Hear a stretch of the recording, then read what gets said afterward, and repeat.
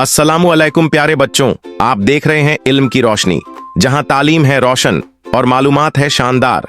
आज हम सीखेंगे 11 से 20 तक की उर्दू गिनती हिज्जे के साथ।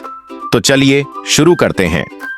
गाफ, ये, अलिफ, रे, हे 11। बे, अलिफ, रे, हे 12। थे, ये, रे, हे 13। छे, वाव, दाल, हे 14। पे, नून, दाल, रे, हे 15। सीन, वाव, लाम, हे 16। सीन, ते, रे, हे 17। अलिफ, थे, अलिफ, रे, हे 18।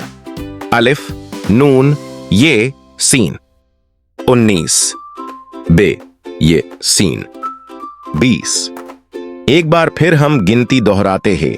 11, 12, 13, 14, 15, 16, 17, 18, 19, 20। अगर आपको ये गिनती पसंद आई हो तो वीडियो को जरूर लाइक करें, शेयर करें और हमारे अजहार खलीफा सर के फेसबुक और इंस्टाग्राम अकाउंट को फॉलो करें। तालीम को रोशन करने में हमारा साथ दें। अल्लाह हाफिज।